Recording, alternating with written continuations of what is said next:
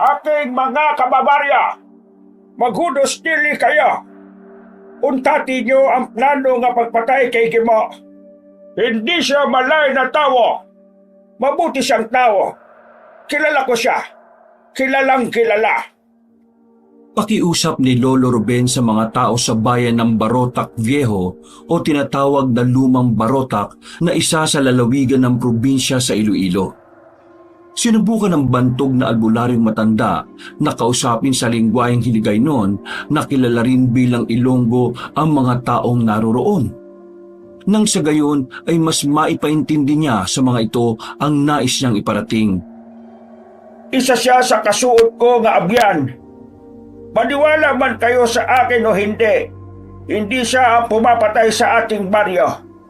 May iba pang kampo na kadiliman ang naghahasik ng lagim dito sa ating lugar.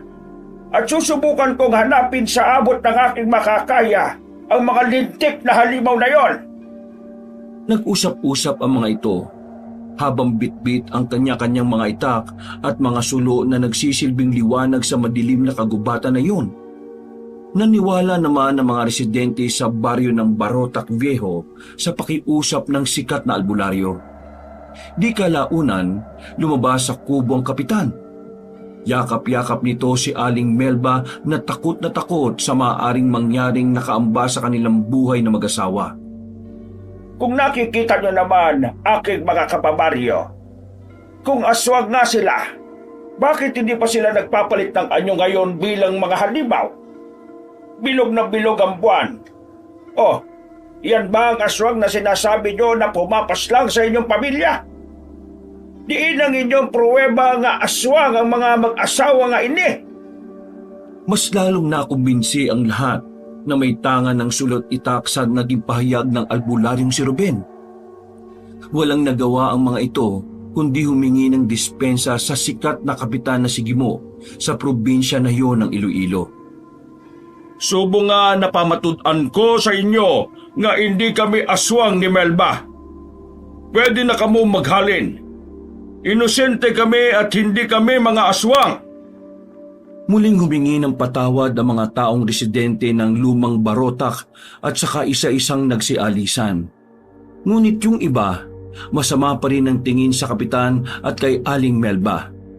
Para bang nagdududa pa ang mga ito sa mag-asawang yon na hindi alagad ng dilim. Kayo dyan. Anong tinitingin-tingin nyo sa kaibigan ko at kay kumare, ha? Hindi sila aswang. Maghali na ka mo. At baka kayo pa ang aswangin ko dyan. Alis, tsupi! Sa pagtatabi niyang yon sa ibang mga kabaryo, mabilis ang mga ito na tumalima. Nagpulasan pa ang mga ito ng takbo sa takot sa nagmamay-ari ng kanyang bariton at buong-buong boses. Tamo nga salamat, Ruben.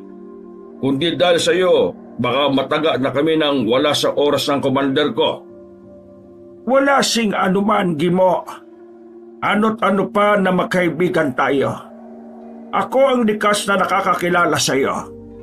Isa kang mabuting kapitan sa mga kababaryo natin na napagbalingan lang ng mga masasamang nilalang dahil sa inggit nila sa iyo. Napayuko naman si Teniente Gimo.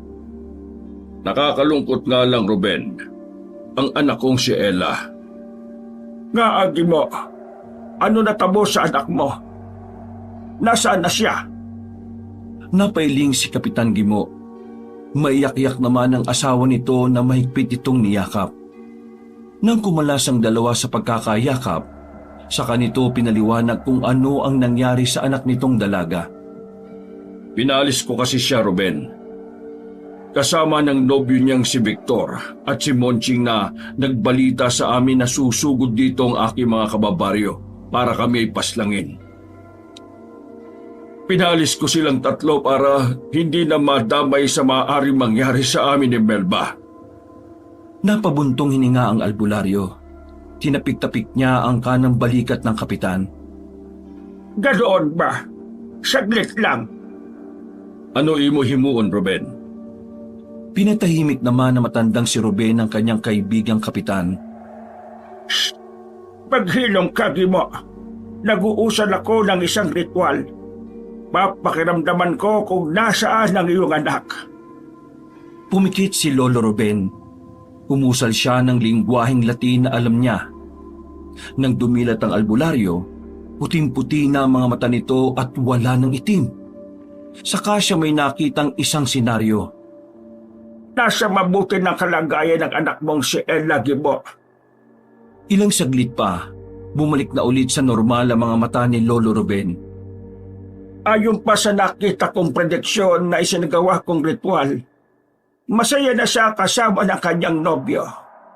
Huwag mo na siyang alalahanin pa. Napanatag naman noong pareho ang loob ng mag-asawa sa inihayag na matandang albularyo. May tiwala ako sa iyong kakayahan, kaibigan. Mabuti na sigurong hindi na namin gagambalain pa ang aming anak. Mas iigi ang sitwasyon nila ni Victor at magiging maayos ang pamumuhay niya kapag nawala siya sa aming poder. Mangiyak-ngiyak ang kapitan. Hindi siya mapapahamak. Wala siyang makakasagupang mga masasamang aswang at magtatangka sa kanyang buhay.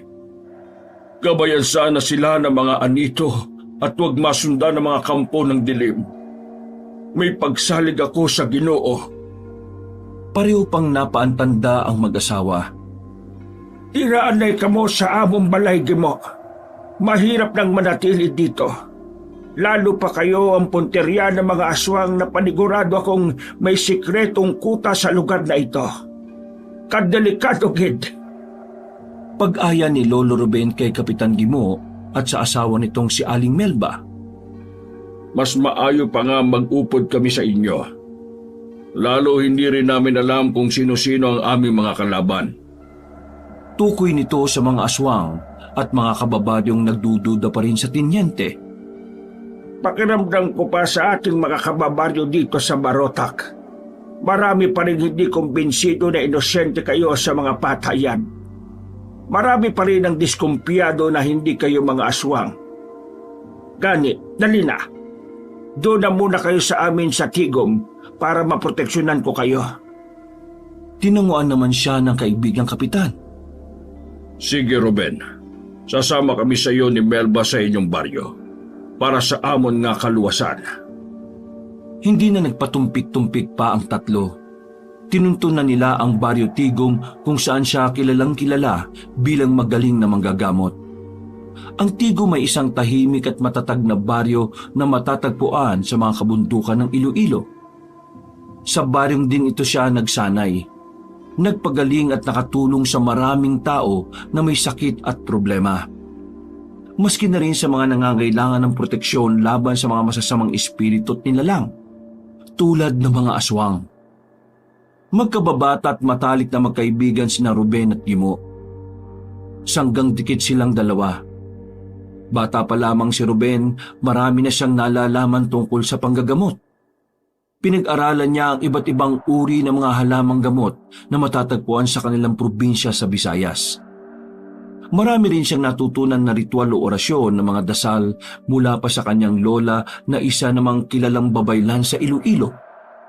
Kaya naman madali siyang nakilala sa kakaiba nitong abilidad sa panggagamot na kayang magpagaling ng may sakit na hindi nagagawa ng eksperto at edukado sa medisina.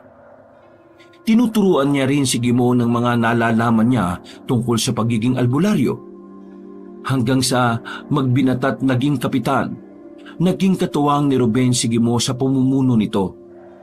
Subalit, isang araw, nang makilala ni Gimo ang unang pag-ibig nito na si Ursula, doon na nag-umpisang lumayo ang loob ng matalik na kaibigan niya sa kanya. Kinukumbinsi kasi niya si Gimo na hindi tao si Ursula, kundi matinik at delikadong aswang. Subalit dahil sa labis sa pagmamahal ng kapitan sa babae, hindi niya pinakinggan ng matalik na kaibigan. Sa halip, ipinagtabuyan siya nito at hindi siya nagawang paniwalaan. Patuloy pa rin na binabalaan ni Ruben si Gimo sa nobya nitong si Ursula, pero nagbibingi-bingihan lamang ang kapitan. Hanggang sa mangyari na nga ang inaasahan ng albularyo. Saksi siya sa pagpapalit ng anyo ni Ursula noon bilang isang wakwak. Madili itong nakakapagpalit ng anyo kapag lumilitaw na ang kabilugan ng buwan sa madilim na kalangitan. Nagiging aso, pusa, baboy, lalong-lalo na ang malalaking hayop na lumilipad kagaya ng paniki o kwago. Kaya pala, kung minsan namamalayan na lamang ni Gimo na wala si Ursula sa tabi niya tuwing gabi, nang bibiktima na pala ito pagkagat ng dilim. Dahil nasipingan na ni Gimo si Ursula, hindi nila inaasahan na mahahawa ang tenyente sa aswang na babaeng yun. Naging sumpa sa kapitan ang pagkakaroon nito ng dugong halimaw. Sinisi ni Gimo si Ursula hanggang sa iwan nito ang halimaw na babae dahil sa sobrang sama ng loob. Ano na bala ang natamo sa dati mong nobya nga si Ursula? Kumusta na bala siya? Biglang tanong na matandang Ruben sa tenyente. Ano bala, Ruben? Basin mabatian ka ni Melba? Tumingin pa si Kapitan Gimo sa nahihimbing na natutulog na asawa nitong si Aling Melba. Nangangamba ito na baka marinig yun ng asawang si Melba. Nakarating na rin sa wakas noon ng tatlo sa baryo ng Tigom sa loob ng 1.5 oras na paglalakad sa bundok. Agad namang nagpahinga ang mag-asawa sa malayong nilalakbay sa kanilang baryo. Habang ang matandang albularyo, katakataka na hindi ito tinatablan ng pagkahapo sa kabila ng kanyang edad. Dahil siguro sa suot-suot niyang anting-anting na sa kabila ng kanyang katandaan, malakas pa rin ang pangangatawan. Matagal na naming kinalimutan si Ursula. Kaya pwede ba, Ruben? Hindi mo napagkungkata. Huwag na nating balikan ang nakaraan. Ayoko na siyang isipin pa. Dagdag na saway pa ng tenyente sa albularyo at magtatangka na sanang humiga, ngunit humirit siya ng sagot dito. Hindi mo naman ako masisisi kung kukumustahin ko ang babaeng yon. Ang babaeng yon ang may kagagawan kung bakit ka nagkaroon ng ganyang klaseng sumpa. Isang sumpa ng kadiliba na hanggang ngayon nakatanim pa rin dyan sa katawan mo. Pati si Melba, mabuti na nga lang naagapan ko pa. Hindi ka makabalin sa itsura sa gabi, kung hindi, baka isa ka na rin. Kayo ng asawa mo na makapatay sa gitna ng kadilimang ito. Matakam ng laman ng karne ng mga tao, makapamiktima ng mga inosente dito sa ating baryo. Bagyan namang sumama ang loob ng tenyente na parabang panunumbat ng albularyong yun sa Ginoo.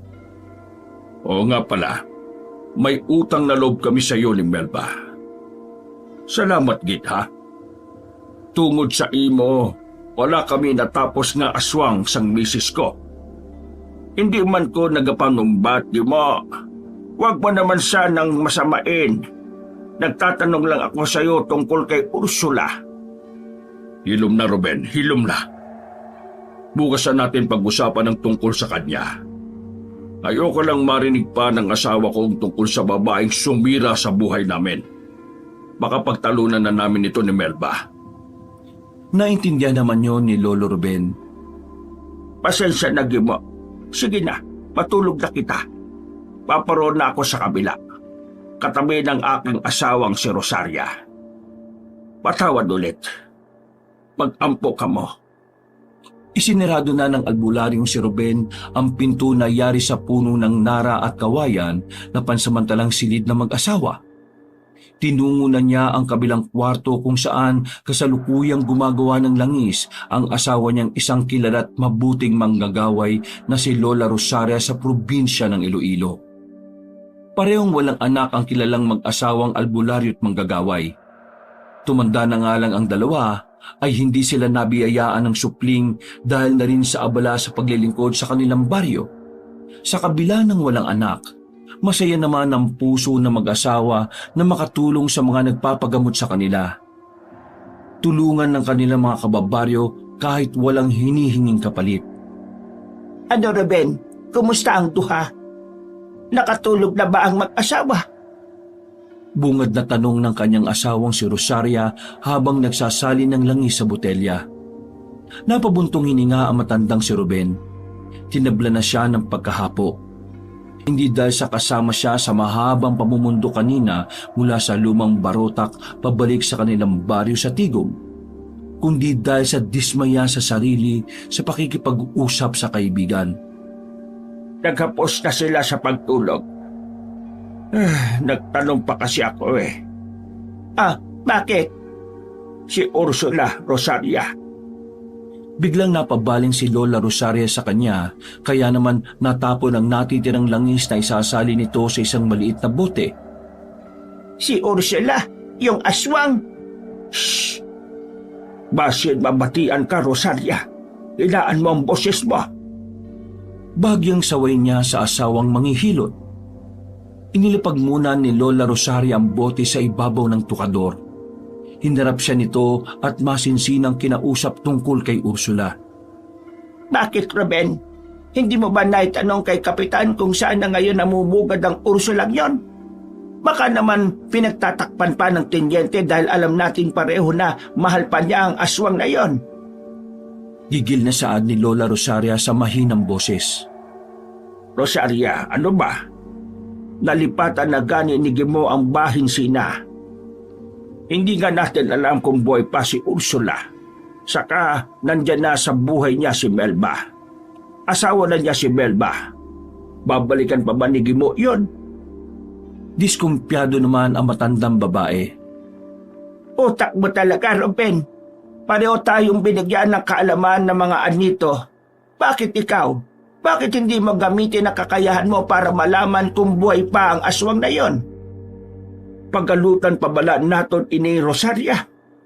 Alam mo naman pareho tayong abalang tumulong na gamutin ang mga kababaryo natin. Magagawa ko pa bang alamin kung buhay pa si Ursula? Kung ang kaibigan mo ngang kapitan, nilaanan mo ng oras para iligtas siya sa barutak, ito pa kayang aswang na ito na anumang oras ay handa tayong salakayin dito sa ating baryo? May protesta sa tinig ng matanda. Maghuna-huna ka, Gandhi, Ruben. Nakilala kang albularyo rito sa Tigom kung hindi mo gagamitin niya kokote mo. Rosaria, tigilan mo na yung kakaisip mo ng kung ano-ano. Wala sing mangin malain sa aton baryo. At yung si Ursula, matagal na naglahong parang bulayan sa bayan ng Duenas. Matagal na tayong wala sa Duenas. Wala na tayong balita kahit ano sa kanya doon. Kalimutan na natin ang babaeng yon. Pwede ba? Wala na tayong koneksyon sa bayan na yon.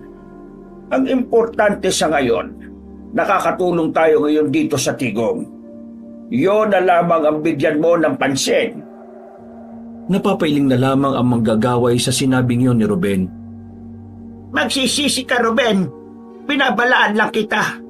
Kapag yang si Kapitan nagatid ng gulo dito, sinasabi ko sa iyo, ha? Magapanukok ka. Ilalabas ko ang nakatagong dilim sa aking puso bilang manggagaway. Dahil halatang may tampo si Rosaria sa kanya, tinungo niya ang matanda't niyapos mula sa likuran nito. Binalot niya ito ng kamay ng yakap sa likuran hanggang sa tiyan ng ginang. Ano bala, Ruben? Gumagawa ko ng langis. Matatapon na naman to eh. Asos, huwag ka na magtampururot dyan, matanda ka. Hinalikan niya ang lieg ni Lola Rosaria. Ay, ano ba sabi yan? Natapon na. Kahit kailan talaga ang kiri mong matanda ka. Tigilan mo na ang paggawa ng langis. Gumawa na lang tayo ng bata. Diyos ko, maluluyan. Tatanda-tanda na natin. Kaya ba nitong matres ko yan? Bilis na kasi. Malay mo naman, maghimalat dinggin tayo ng mga anito. Gumawa na tayo ng bata. Sige na. Hoy, bibig mo. Maluluyan. Muli ulit sinubsob ni Lolo Ruben ng kanyang bibig ang liig ng matanda. Naiilang na napapiksi si Lola Rosaria sa ginawang yon ng albularyo. Aba, magtigil ka nga dyan, Ruben. Sinasabi ko sa iyo, ha? Isasabi ko sa pagmumukha mo itong langis na hawak ko. Kundi ba't mabulag ka? Ikaw naman, Rosaria. Maglalambing lang eh. Saka, wag mo nang ikatampo yung sinabi ko sa iyo kanina. Kapakanan naman talaga ng ating kababaryong prioridad ko ngayon. Kung di mo lang alam, sa teritoryo natin, may mga nakabaong anting-anting na sakop ng ating lugar para hindi tayo lapitan ng mga alagad ng dilim. May proteksyon ng lugar natin sa basbasko, kaya hindi basta-basta makakalapit ang mga aswang sa atin. Subukan lang nila. Sa puntong yon, napangiti na si Lola Rosaria. Oh, sabi ko naman sa'yo, Rosaria salig lang sa akon. Sabi mo nga, pasasaan ba't kilala kong albularyo sa tigom, kundi ko pangangalagaan ng aking mga nasasakupan. Ay sige na nga, Ruben. Di mo naman agad sinabi. Nahiyang saad ng manggagaway. O ano, pagbibigyan mo na ba ako na ikaw naman ngayon ang sakupin ko? Ha? Namula naman ang mag-asawang pisngi ni Lola Rosaria. Pakipot na sumagot ang matandang babae sa kanya. Sige na nga. Itinigil na matandang manggagaway ang paggawa ng langis at hinarap ang matandang albularyo. Tara, kera na! Salit-salita na nagtaas baba ang magkabilang kilay ni Lolo Ruben. Hindi na tumutol ang matandang babae. Sabik na kasi itong madiligan ang 3 dekada ng tinigang nitong halaman. Kumurba ang tuyot na labi ni Lola Rosaria. Sinugod na ni Lolo Ruben ang asawang matanda. Napatihaya si Lola Rosaria. Papahiyaw na sana ang matandang babae dahil naramdaman na nito ang kanyang bataan nang may biglang tumawag sa labas. Napaangat ang ulo ni Lolo Ruben. Bunyebas naman estorba! Dismayado siyang napahilamos ng muka. Nairolyo rin ni Lola Rosaria ang mga mata sa pagkadismaya. Ilang ulit kasing may tumatawag sa pangalan niya. Para bang gahol na gahol, saka nahihintakutan. Bumangon ang kanyang matandang asawa mula sa pagkakatihaya sa may papag. Inaasahan na ng commander niyang manggagaway kung ano ang pakay ng nasa labas. Sigurado ako, may magpapagamot na naman sa iyo. At tubangan na. Kailangan nila ng tulong mo bilang isang pantas na mananapal. May hagod sa tingin na pagtatampo si Lola Rosaria. Itinuloy na lamang nito ang paggawa ng langis. Napansin naman agad yun ni Lolo Ruben dito. Ikaw naman, Rosaria. Nagahugot ka na naman. Tigilan mo ng pagtatampo, asawa ko. Hindi na nakapaayos sa ibo. Sus, nambola ka na naman, Ruben. Ay nako, sige na. Harapin mo na yung humihingi ng tulong sa iyo sa labas. At ako may gagawin pa. Pagkatapos kong magsali ng langis dito gagawa naman ako ng tawi-tawi. Ang tawi-tawi ay isang lokal na bersyon ng effigy o puppet sa mga ritual na panggagayuma o pangkukulam. Madalas itong yari sa dayami, mga dahon ng saging o iba pang materyales na madaling hugisan upang magmukhang tao. Ginagamit ito ng mga manggagaway gaya ni Lola Rosaria upang magdala ng sakit o sumpa sa kanyang mga target sa pamamagitan ng pagganap ng ritual at pagbibigkas ng orasyon. O siya, hindi ka magpabaya na mapuyan ha, Rosaria. Mas lalong mangungulubot ang pagmumukha mo niyan. Na, ang daming dada. Ako na bahala dito. Huwag ka na mag-alala sa mag-asawang aswang sa kabilang silid. Ako nang bahala sa kanila. Shh, Rosaria. Hindi mo sila pagtawagong nga aswang. Si Kapitan at Mabel, patuloy ko namang pinapagaling ang mag-asawa Aswang pa rin sila sa paningin ko. Ay nako, hindi lang kita asawa. Baka matagal ko nang gawayin ang kaibigan mong kapitan at ang asawa niyang yon.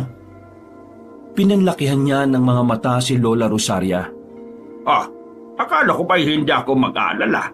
Bakit parang may bala ka pa talagang masama sa dalawa ha?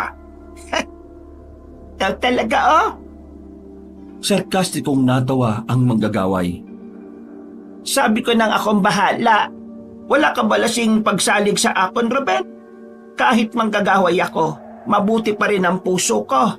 Kaya nga kahit manggagaway ako napamala ko sa mananambal na kaya mo.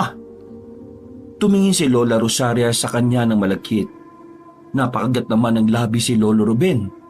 Muli ulit na gambala ang dalawang matandang masensual na nagtitinginan sa isa't isa nang malakas na tumawag ng paulit-ulit ang humihingi ng tulong sa labas. Ay nako, matanda na talaga tayo. Pareho tayong nabibingi. Asus, palusot ka lang. Matanda ka. Likas lang talaga sa iyo makakalimutin kahit di pa tayo nakakaedad, no? Paano ba naman? Sa mga hirit mo sa akin at sa ganda mong yan sinong hindi makakalimot? Nagsalit-salitan na namang muli sa pagtaas-baba ang magkabilang kilay ni Lolo Ruben.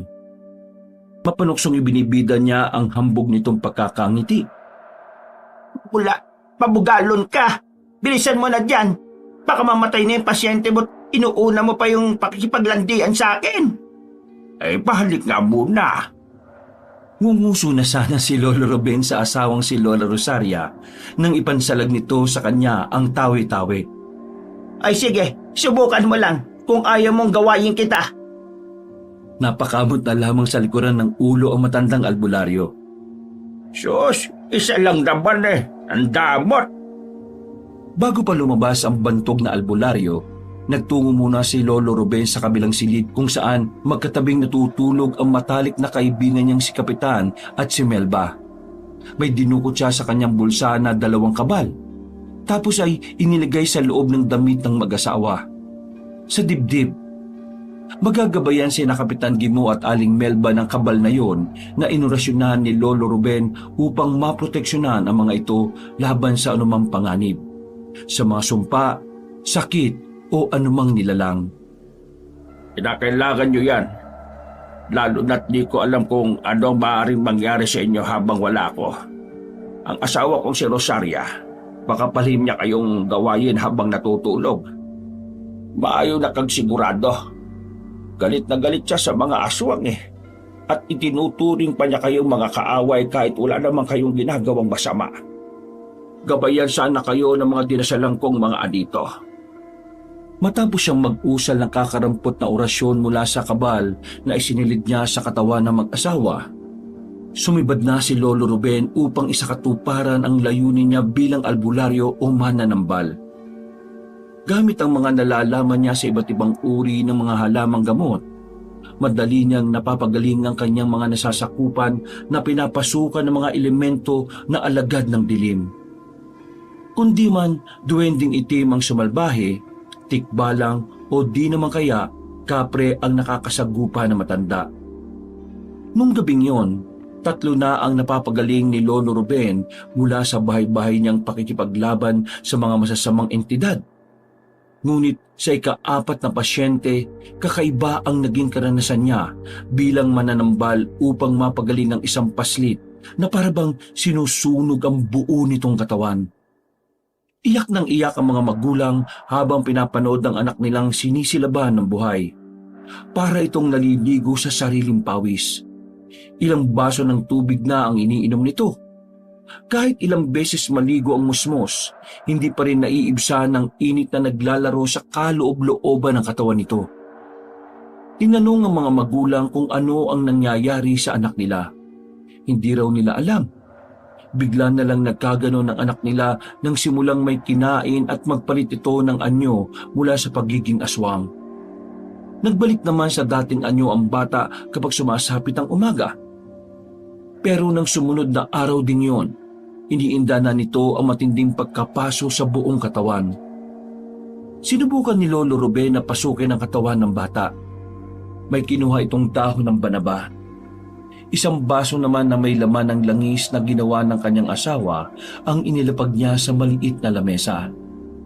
Inilagay na matanda ang dahon ng banaba sa basong naglalaman ng langis. Pumikit si Lolo Ruben at dinasalan yun. Bigla siyang napadilat nang mapagtanto na hindi duwending itim, kapre o tikbalang ang nasa loob ng katawan ng bata, kundi isang manggagaway. Isang manggagaway ho ang sumasalbahe sa anak ninyo. Masyado siyang malakas. Dahil kagaya ko, tao rin siya na lumilikha ng ganitong uri ng dilim para paslagin ang anak ninyo. Nakiusap ang mga magulang sa kanya na iligtas ang anak nilang nasa murang edad pa lamang. Napayuko naman si Lolo Ruben.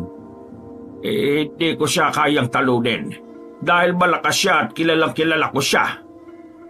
Napagulgol ang mga magulang ng bata dahil sa kawalang pag-asa nang sabihin niya ang mga katagang yon. Pero huwag kayo mag-alala. Hindi ko man ho siya matatalo sa pamamagitan ng kakayahan ko bilang mananambal. Padadaan ko siya sa pag-uusap at pakiusap. Paninigurado niya sa mag-asawa. Aalis na ho muna ako. Uuwi muna ako sa amin. Babalik ko ako. May kailangan lang ho akong kausapin. Matiim ang anyo ni Lolo Ruben na bumalik sa kanilang bahay. Hinarap niya ang asawang si Lola Rosaria na nadatnan niya sa kanilang silid na itinatapat ang katawan ng isang tawi-tawi sa nakasinding butotoy. Untata na Rosaria, maawa ka sa bata. Nahuli ni Lolo Ruben sa akto si Lola Rosaria na ibinibilad ang tawi-tawi sa apoy. Kumpirmado nga ang kanyang hinala. Ang asawa niya ang salarin o manggagaway na sumalbay sa paslit. Dumilit si Lola Rosaria. Humarap ito sa kanya na itim na ang pares ng mga mata.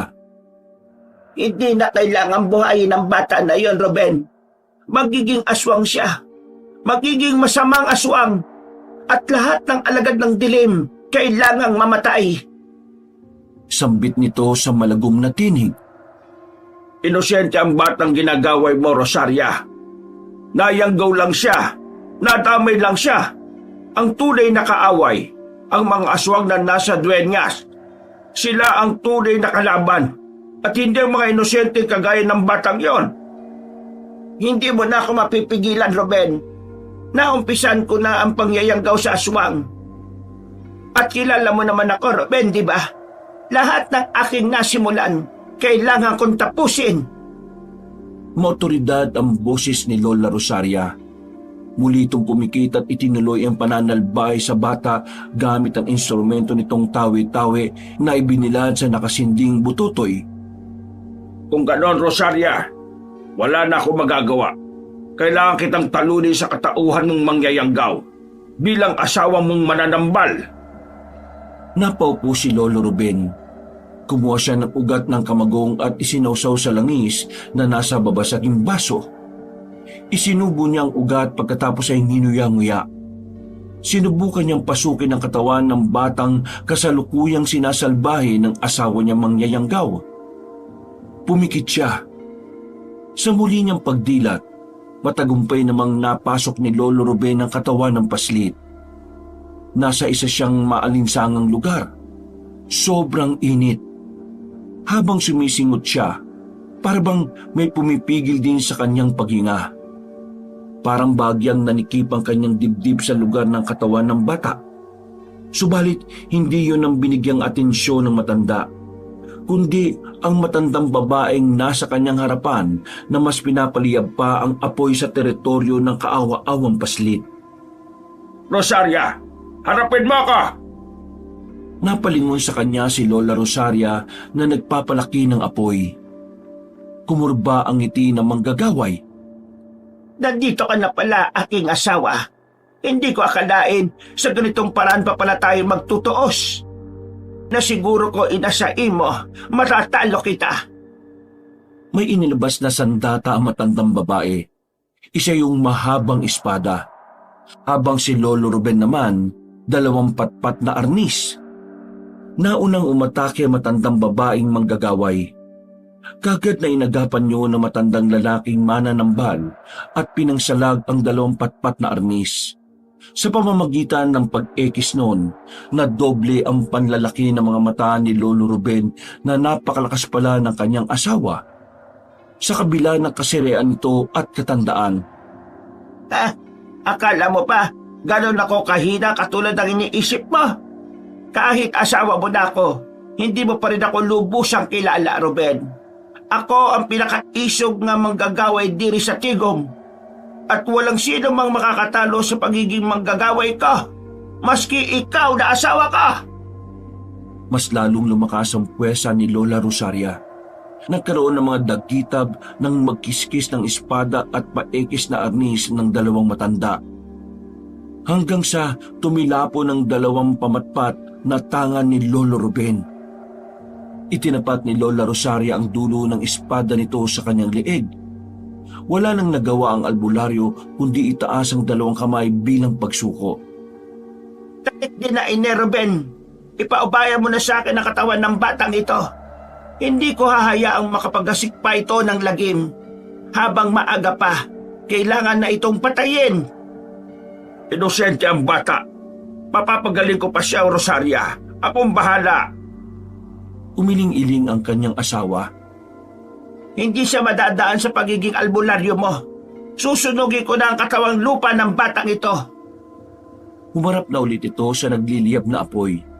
Isinilid na nito ang espada sa bewang. Itinaas nito ang dalawang kamay. Maiyak-iyak si Lolo Ruben na walang magawa habang pinapanood ang tinutupok na apoy ni Lola Rosaria ang katawan ng binibiktima nito. Huwag, Rosaria! Untata na ina! Malakas na napadaing ang musmos. Kasabay ng pagsigaw ng biktima ni Rosaria, may narinig din itong kakaibang boses sa paligid. Luminga-linga si Lolo Ruben. Hinahanap niya ang malalim na tinig na yon sa kung saan. Hanggang sa may mapansin siya sa dilim. Biglang nanlaki ang kanyang mga mata sa natagpuan. Rosaria! Untata na ina! Hindi tayo magkaaway dito! Wala pa rin naririnig ang manggagaway niyang asawa. Ipinagpatuloy lang nito ang pagpapalaki sa apoy. Dinampot niya ang arnis at pinaghahampas yun sa braso na matanda. Tumigil naman ang pag-uurasyon ni Lola Rosaria. Bumalik ito sa malay at nilingon siya. Bakit mo ako pinipigilan? Natalo na kita! Bakit hindi ka pa bumalik sa katawan mo? Gusto mo ba talagang mapatay kita, Ruben, ha? Mamati ka sa akon, Rosaria. Hindi tayo magkalaban dito. Kung ganon, sino naman, Aber? Marahang lumingon si Lolo Ruben at sinundan yun ni Lola Rosaria ng tingin. Doon ay natagpuan nga nila ang isang malaking ibong itim na unti-unting nasusunog ng apoy. Yan! Yang nilalang na yan ang tunay na kalaban nating tatlo. Bumakas ang pagtataka sa itsura ni Lola Rosaria. Tatlo? Sino yung isa? Napabuntong hininga si Lolo Ruben. Sino ba ba? Hindi ang nagmamay-ari ng katawan na ito. Ang bata! Yan! Yan ang ibon na yan! Ang may kagagawan kung bakit nagiging aswang ang lahat? Oo. Naiyagaw lang ang batang ito. At panigurado din ako. Ganon din si Gimo at Melba. Mga inosyente lang sila na naghahangat ng normal na buhay upang mawala ang sumpa. Ang salas ang pagiging aswang mula sa ibon na yan. Giit ni Lolo Ruben. Kailangan natin paslakin ang itim na ibon na yan habang hindi pa niya ganap na nasasakop ang katawan ng batang ito. Doon lang napagtanto ni Lola Rosaria na nagkamali ito ng hakbang na ginagawa. Pinatay na niya ang lumalaking apoy sa pamamagitan ng pag-ihip nito. At saka sinamahan siyang harapin ang malaking itim na ibon. Patawarin sana ako ng batang ito. Hindi ko kabalo. Napangunahan lang ako ng galit dahil nalaman ko na ang batang ito ang sularin kung bakit maraming namatay na baboy ramo sa ating kagubatan. Ang hindi ko pala alam, biktima lang ang katawan nito ng ibon na yan. Kaya nga, magtulungan tayo. Huwag na nating hayaang sakupin ng dilim ang inosenteng katawan na ito.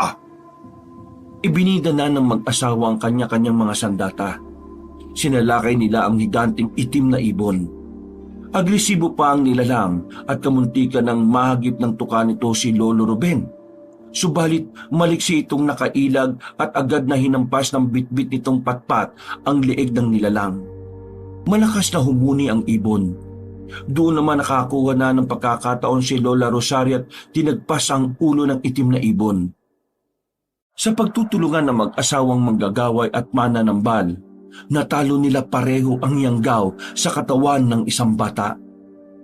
Di kalaunan, bumalik na sa kanya-kanyang katawan sina Lolo Ruben at Lola Rosaria. Hinihingal pa sila habang pinoproseso sa kanilang isipan ang mga nagawa nila nang matalo ang yanggaw. Nagawa natin, Rosaria!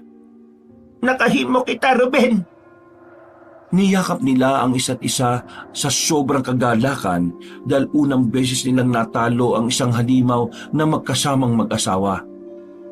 Naligtas natin ang bata. Ha! Naluwas kita. Ano nga natabo sa inyo, Ruben?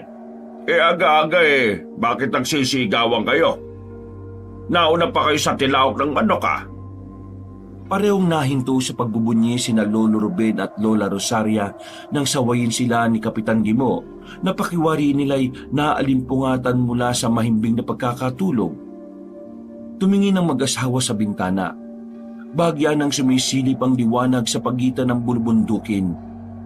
Anumang sandali, sisikat na ang araw. Hindi naman namalayan ng dalawa na mag-uumaga na. Dahil na rin sa puyat upang sagipin ang bata mula sa yanggaw. Aga ba? Kaaga mo git nagbagon. Ang iingay nyo Kita nyo namang natutulog kami mag-asawa Mas malain pa kamo sa tilawsang manok. Tangka na sanang sasagot si Lola Rosaria sa mariklamong kapitan nang mapansin niyo ni Lolo Ruben at kagyat niya itong napigilan. Pagtimpe ka, Rosaria. Nakikitulog na nga lang sila rito, pero kung makaasta akala mo parang tirahan nila ito. Nabatian ko kamo nga mag-asawa. Gulat na nagkatinginan sina Lolo Ruben at Lola Rosaria.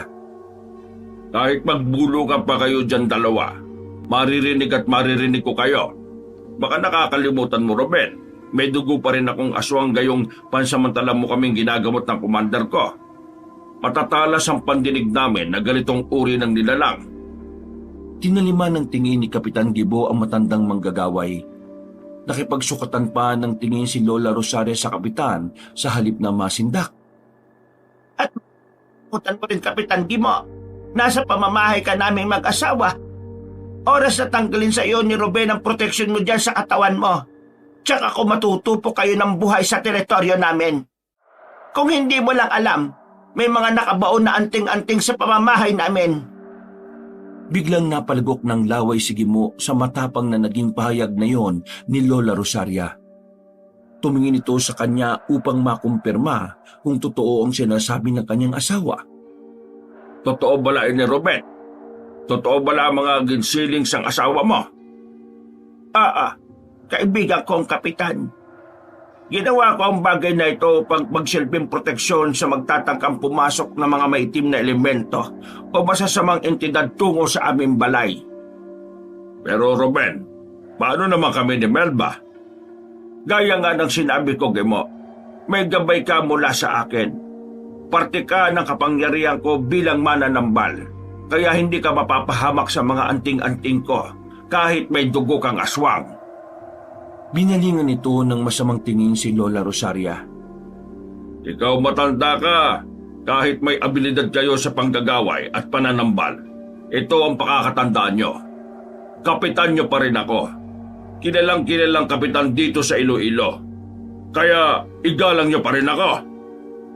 Maautoridad na saad ni Kapitan Gimo sa may edad na babae. Di naman nagpatalo si Lola Rosaria at binweltahan ng Ginoo. Hindi ako masindak sa ima, Kapitan. Kahit ikaw pa ang presidente ng bansang Pilipinas. Kung nasa teritoryo ka namin, matuto ka dapat rumispeto sa kapwa mo. Matuto kang lumugar kung saan ka man ngayon naroroon. Dahil hindi lahat idinadaan sa kapangyarihan. Kayong mga nasa pwesto, hindi nyo na kami maaapi. Dahil walang puwang sa mundo ang mga taong hambog na kagaya mo. Sa pagitan ng pag-iiringan ng dalawa, pumagitna na si Lolo Ruben.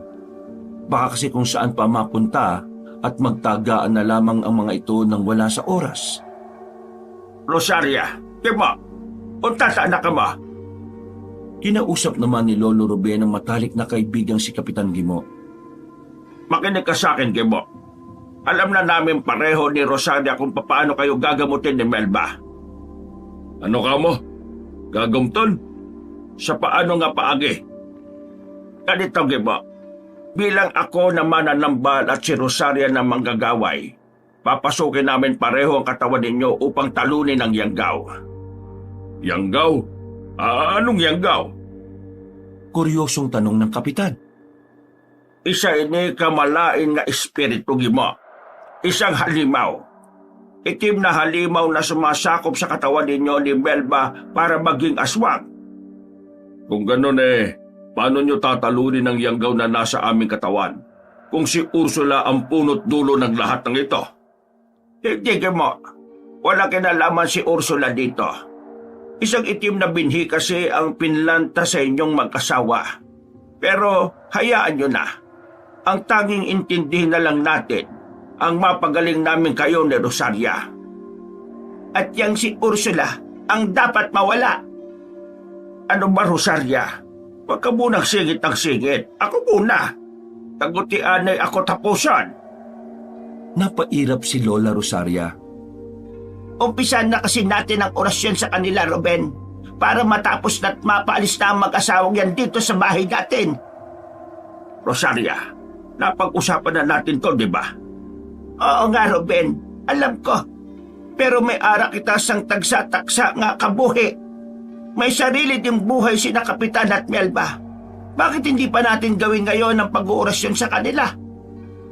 Hindi ka magdali, Rosaria. Mamayang hating gabi, doon ay umpisa na nating pasukin ang katawan nila Kapitan at Melba. Itaon natin na aktibo ang halimon na yanggaw na iyon sa loob ng katawan ng mag-asawa. Kapag kasi ganitong umaga, hindi natin mahahanap ang nilalang na nagmamanipula sa kaisipan ng kanilang biktima. Mas mahihirapan tayong talunin ang yanggaw at mas lalo lang magtatago mga yon oras na bulabugin natin sila sa liwanag. Naintindihan naman ni Lola Rosaria ang kanyang punto. Kapitan kong matalik na kaibigan, sa ngayon, magpahinga ka na muna sa kabilang silid. Ihanda na muna namin ni Rosaria ang mga kakailanganin sa gagawin nating orasyon para mamayang hating gabi. Malalim na napahikap si Kapitan Gimo. Eto na nga, gakatulog pa. Istorbo naman kasi kayo eh. Gisingin nyo na lang kami ni Melba kapag gagamutin nyo na lang kami.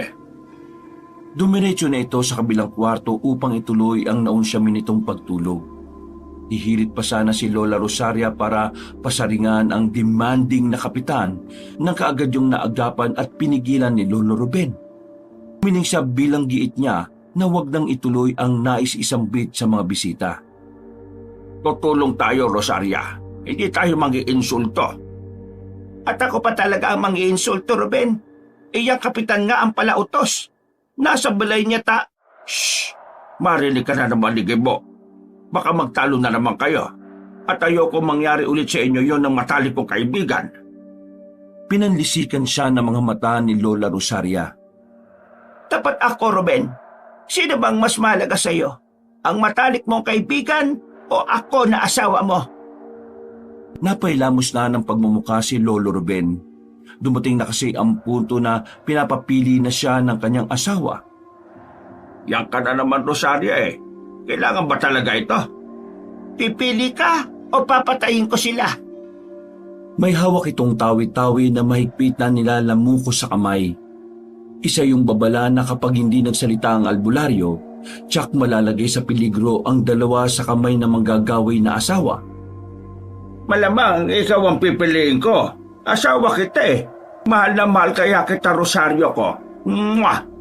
Alang gaginti ka. Hinalikan ni Lolo Ruben sa pisngi ang manggagaway. Wala namang kareaksyon si Lola Rosaria kaya isa ulit na matamis na halik ang ipinalasap niya sa labi nito. O ayan, palangga ko. Gisiman ka. Ikaw na nga ang pinipili ko eh. Mabuti nang nakakaliwanagan. Tinalikuran na siya nito at iniligpit na ang mga bote ng langis at mga tawi-tawing ginawa nito. O isa ka pupunta, Rosaria. Magpapahuwi na ako. Wala pa akong tulog, Ruben. Ikaw din. Tingnan mo yung mga mata mo. Namumula na sa puyat. Baka tayo naman ang mag-anyong aswang yan kapag pinabayaan natin pareho mga sarili natin. Sige na, matulog muna tayo. Paalala nito sa kanya. Oo ba? Tabi tayo ha. Ay nako, ikaw talaga matanda ka. Alam ko yung iniisip mo. Kapag tulog, tulog lang. Wala nang gapangan. Hindi pagpasugtan nga magpakamalibog ka. Napapakamot na lamang sa panot na ulo si Ruben. Sayang naman. Akala ko matutuloy na yung kanina. Kasalukuyang humihilig pareho sina Lolo Ruben at Lola Rosaria nang may tumatawag na naman sa labas. Napabalikwa sila ng bangon at tinunto ng pintong gawa sa nara at kawayan. Gayon na lamang ang gulat nila nang madatnan doon sina Kapitan Gimo at Aling Melba na hinarap ang mga taong tumatawag kanina. Umalis na muna kayo. Natutulog ngayon si Ruben. Huwag niyo muna siyang gambalain pa. Mamaya na kayo magsipuntahan. Itinataboy ni Kapitan Gimo ang mga sumasaklolong mga residente sa Tigum para gamutin siya ng mga ito. Gimo, anong ginagawa mo? Bagyang nagulat ang kapitan nang marinig nito ang kanyang boses at nilingon siya nito. O Ruben, gising ka na pala. Matulog ka pa. Kulang ka pa sa tulog oh. Mamaya mo na lang sila asikasuhin. Bakit mo naman sila pinapaalis? Ha? Natutulog ka pa eh. Masama sa'yo kapag... Hindi, Gimo. Pabilikin mo sila. Ano ka mo? Paano kapag malapit na sa bingit na kamatayan ang humihingi ng saklolo sa akin, nakababaryo ko? Kargo di konsensya ko pa yan. Kasalanan ko pa. Ako pa ang masisisi niyan eh. Hindi pwede. Kailangan ko silang gamutin sa lalong madaling panahon. Naniniwala sila sa aking kakayahan, kaya hindi ko sila pwedeng pabayaan. Pinitabi ni Lolo Ruben si Kapitan Gimo upang tawagin ang mga hindi pa nakakalayong ibig magpagamot sa kanya. Bumalik kayo! Bumalik na kamo dire! Nandito na ako para pagsilbihan kayo! May pagkamalagom ang boses ng matandang albularyo, kaya narinig yon ng kanyang mga kababaryo. Agad niyang napasunod ang mga ito sa kanya. Sabi naman ng matabang ginang na iniinda ang balakang nito, nag-aalalang baka daw makaistorbo ito sa kanya gayong kulang pa siya sa tulog. Babalik na lang daw ang mga ito mamaya kapag nakatulog na siya na maayos at kumpleto. Huwag kayo mag-alala, aking mga kababaryo ng Tigom. Ayos lang ako. Makahimo ako magbulong. Subunggid. Kayo ang mas inaalala ko kaysa sa aking sarili. Kaya ayos lang na unahin ko ang kapakanan ninyo. Saad ni Lolo Ruben. Sa huli, para patuloy napahiya ang kapitan na si Gimo. Tinabihan naman siya ni Lola Rosario at may ibinulong sa puno ng kanyang tenga. Palangga, mukhang tama ang kapitan. Paano ka manggagamot kung isasakripisyo mo ang iyong sariling kalusugan? Pasudla lang ako, Rosaria. Kung ayaw mong tumulong, edi wag mo. Basta ako tutulong ako. Bumalik ka na lang doon sa pagtulog mo. Total yan ang mas importante sa'yo kaysa sa kapakanan ng ating mga kababaryo. Pinaalis ni Lolo Ruben ang maugat na kamay ni Lola Rosaria na nakahawak sa kanyang braso. Para namang nasakta ng damdamin na matandang babae sa ginawang yun ng albularyo. Napailing na lamang si Lola Rosaria habang si Kapitan Gimo. Tinalima ng mata ang kaibigan. Rana, kapitan, sulod kita. Oras na magkasakit siya kaya naman din ni Ruben ang sarili niya. Mananambal siya. Mapapagaling niya ang kanyang sarili. Pinigo ako ng aking kaibigan. Tumingin na matandang babaeng manggagaway ng diretso sa kapitan. Mukha sa mukha. Hinawakan nito pareho ang dalawang magagaspang na kamay ni Gibo. Pero hindi kanya bibiguin mamayang gabi. Tatanggalin namin ang yanggaw sa katawan niyo ni Melba. Pangako namin yan sa inyo. Tinanguan ng kapitan na matandang babae. Tiwalang-tiwala si Gimo sa pinakahihintay na pag-alis ng sumpa sa dugong aswang nito na hinawaan lamang ng una nitong pag-ibig. Nang mapagod ng manggamot si Lolo Ruben sa mga kapwa kababaryo niya sa Tigum, dumiretso na siya sa pagtulog. Ngunit maturi na gumabi ang araw na yon. Nang gisingin na siya ni Lola Rosaria, kahit medyo hindi pa siya nakakakumpleto ng tulog, tinulungan na niya ang asawa na ihanda ang mga gagamitin upang pasukin ang teritoryo ng katawan ng mag-asawang nayanggaw. Masinsinang nag-usap sina Lolo Ruben at Lola Rosaria kung sino ang toka nila upang sagupain ang halimaw na yanggaw sa katawan ni na Kapitan Gimo at Aling Melba. Masinsinan silang nag-usap. Makalipas ang ilang sandali, nakapagdesisyon na nga ang dalawa. Gimo, Melba, naghambalan kami nga mag-asawa. napagdesisyonan namin na hindi na toka ang gagawin namin. Tahimik na tumango na makailang beses naman si Lola Rosaria bilang pagsang-ayon. Ano? Paano yan? Hindi nyo kami sabay nagagamutin? Hindi, Gimo. Sa halip, dalawa kaming papasok ni Rosaria sa iisang katawan ng biktima upang madali naming matalo ang yanggaw sa katawan ng isa sa inyo. Nagkatinginan naman sa isa't isa ang mag-asawang Kapitan Gimo at Aling Melba. Mas mahihirapan kasi kami ni Ruben kapag toka o iisa kaming talunin ang halimaw na nasa katawan ninyo. Di kaya ng kapangyarihan namin kung kami magkahiwalay. Ganun ba? Kayo naman ang magkasawa ang magdedesisyon kung sino sa inyo ang mauna naming gagamutin. Napakamot si Gimo sa pisngi. Hindi na sila nag-usap o nagtinginan pa sa isa't isa. Nakapagdesisyon na nga ang mismo kapitan. Mas pipiliin kong unahin nyo munang tanggalin ang yanggaw ng aking palanggang si Melba bago sa akin. Mariing saad nito. Tangkang tututol na sana si Aling Melba at ipapasa sa asawa nitong kapitan ang pagtanggal ng yanggaw. Ngunit nagsalitang muli si Gimo. Palangga ko, Melba. Magpapaubaya na muna ako sa iyo para matapos na ang paghihirap mo. Mawala na ang sumpa na nakatanim dyan sa katawan mo. Kung di naman dahil sa akin hindi kayo madadamay ng anak nating si Ella sa pagiging aswang ko. Kaya sana, hayaan mo makabawi ako sa iyo. Ikaw ang dapat mauna para di ka na magdusa pa sa lintik na yanggaw na yan. Hinalikan naman ni Aling Melba sa labi si Kapitan Gimo. Pumayag na rin ito. Sa ilang sandali pa, humiga na ang ginang sa papag. Mangako kayo sa akin, Ruben, Rosaria.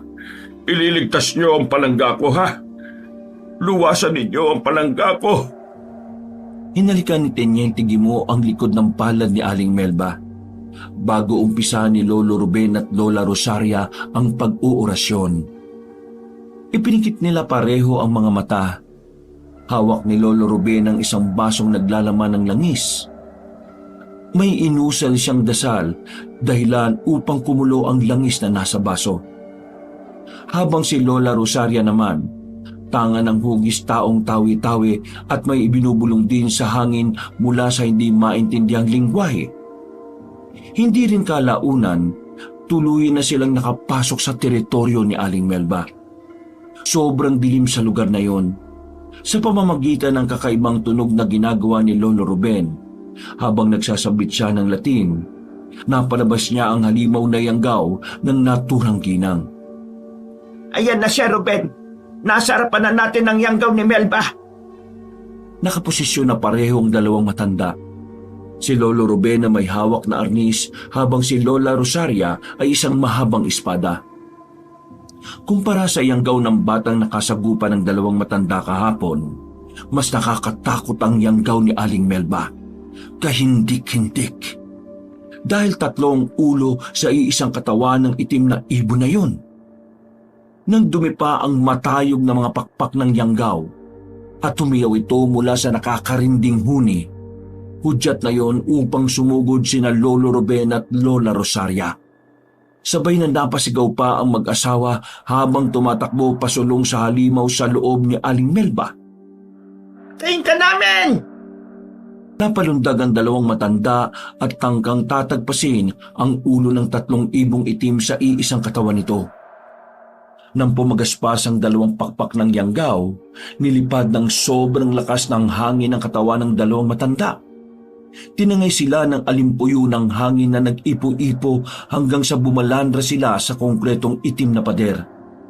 Napaigik silang pareho sa sakit ng likuran na kaagad ikinabagsak sa lupa ng dalawa. Masyado malakas ang yanggaw na yan, palangga! Dumaing sa sakit ng likuran si Lolo Ruben. Nakapikit ang kaliwang mata niya habang hawak ang balakang. Hindi gid kita makapalapit sa halimaw nga may tatlo ka ulo. Kung walang magagawa ang ating mga sandata, marahil kailangan ko nang gamitin ang aking kapangyarihan. Teka, Rosaria, hindi ka magpadalos-dalos. Isipin muna natin mabuti ang mga hakbang na dapat nating isakatuparan bago tayo kumilos.